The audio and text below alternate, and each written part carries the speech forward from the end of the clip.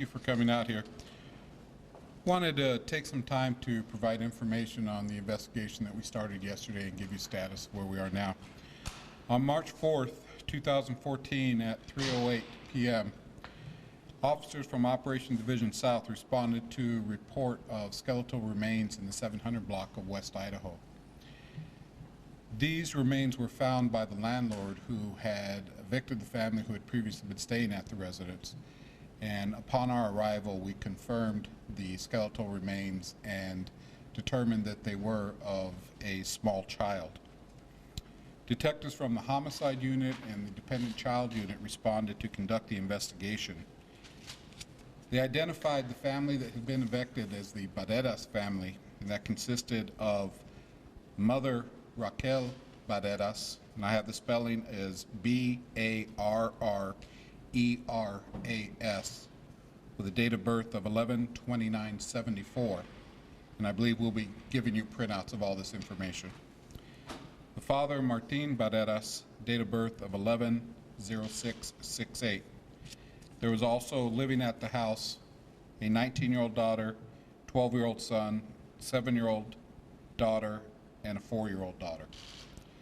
The investigation showed that most likely the remains found were that of the 3-year-old son, name of Roman Barreras.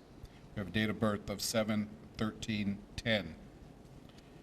In the course of the investigation, it was determined that there had been previous reports in regard to this family, but they all dealt with the older children, and predominantly they were truancy reports from the school when the kids would not show up for school.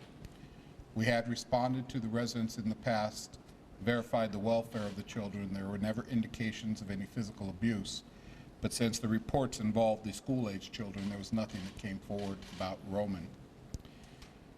Our investigation showed that Roman, apparently, according to the statements taken, was relegated to living in a attached structure on the outside of the home.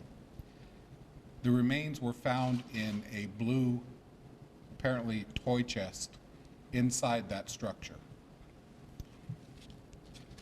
Based on the investigation, and I ask you to remember that this is very early on in the investigation, and there's still a lot of work to be done, but we have charged Raquel Barreras, the mother, with 1 count of first-degree homicide and 1 count of child abuse, and the father, Martin Barreras, at this point with 1 count of child abuse. There is a likelihood that further charges will be issued as the investigation continues. We are working with Child Protective Services, who are aware of this situation and have also responded to the residents in the past. It is my understanding that on previous occasions, children of this family have been removed from the household by Child Protective Service. Obviously, take temporary custody of the remaining minor children in conjunction with CPS, and CPS will determine the placement and the resolution of that aspect of the investigation.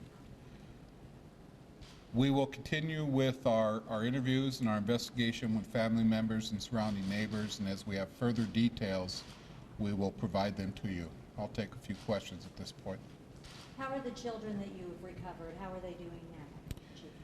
They seem to be of good health. There's, like I said, at this point there was not indications of physical abuse, but probably this situation there were indications of severe neglect.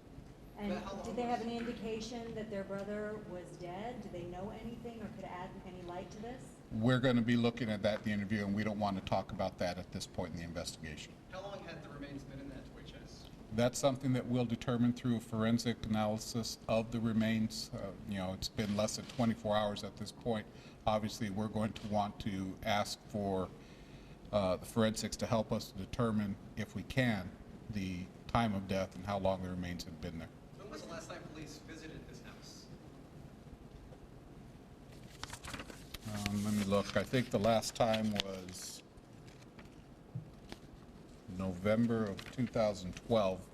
that I have a report of. But I would like the PIOs to verify that and make sure there was nothing else more recent. Where'd you find the family? Where they lived? The family had been evicted from this residence, and we located them in the 100 block of West Pennsylvania Avenue. Were they with family members or? We contacted the entire family last night when they were actually stopped on Pennsylvania Avenue. I don't know who was actually at that What can you point. tell me about the parents, where they might have been employed, that sort of thing? I really have no information on that. When was the family evicted? Just recently, the landlord was in the process of cleaning up the property, had removed them, and that's when he discovered the remains. I don't have the exact date that they were evicted. Were authorities involved in the eviction process? I'm not aware of anything like that, no. Do you know why they were evicted? Were they not paying the rent? Were there complaints? Don't know. Some of our previous responses, though, indicated that they were living at, not particularly this residence, but another residence without water. So I can only surmise that, they did have some financial difficulties that were issues there. Chief, can you talk about this attached structure? Was Roman kept in there 24 hours a day? What do you know of? I don't know. I don't think it was an imprisonment situation. I mean, that was the initial report, is that he was relegated a large part of his time to that attached structure. We'll be looking into those things as we continue the investigation. What about the other children? Were they as well, or was it just him? No indications of that at this point. Can you describe the condition of the attached structure? I can't, no. Chief, besides that detail, why are you charging him with first degree murder as opposed to second? Is there? Well, that will come out in the trial, in the case, what supports the elements of the charge. Obviously, each charge has its own individual elements that have to be supported by the investigation. After the detectives conducted their interviews and analysis of the scene and consulted with county attorneys, they felt that was the most appropriate charge. You said they were both married, and are they both the parents of all 4 children? That's my Or understanding. Is it 5 children? Well, there's 4 living and Roman, who is deceased. And do you know if Martine knew that Roman was deceased? Well, we'll be determining that in our investigation. What about the 19-year-old child? How are they involved if they knew that Roman was back there deceased? Also, again, that's something that our investigation is going to delve into, and we'll consult with county attorneys on that. There are other parents watching who have children missing, and they were possibly thinking that perhaps this could be their child. What do you say to those people watching? I understand, and of course, when we have missing children cases, one of the first things that we think about in these type of situations, could this be one of our missing children cases? So we're very thorough in looking at that aspect of it. We have nothing to indicate that the remains of this child are anyone other than Roman or involved in any of our other cases. What does it say about the person who put this little boy in a toy chest, left him out there for how long? Who knows? I personally responded out to that scene because I have that same type of reaction. For a young child, one of the most innocents of our community, how anyone can do that to someone is very difficult for any of us to understand. But it's very important that we conduct this investigation with the utmost priority and make sure that we don't taint it, we don't, try and adjudicate it in the media or anything like that. But we will make sure that we're very thorough in investigating this type of case. Can you tell us more about this toy chest? Was it locked or just shut, or? I don't have that type of, or that depth of detail at this point. In actuality, that's something we probably would not discuss. That would come out in the trial. Where is the 19-year-old now? If that, the other kids are probably in CPS custody. Where's the 19-year-old? Well, the 19-year-old is not in custody, so the 19-year-old could be, wherever they choose to be. The other children were taken by CPS and they will be placed. Has the extended family said anything about any suspicions that they had whenever they visited the house? I believe at a birthday party or something? Again, these are some of the questions that we don't want to talk about or give the answers to at this point. Not that we're trying to be secretive, but we're still in the very initial stages of this case, and we don't want to say something that may prove to be valuable in the future. So Can we you just kind of hold clarify, that to our though, chest. CPS had prior checks and involvement.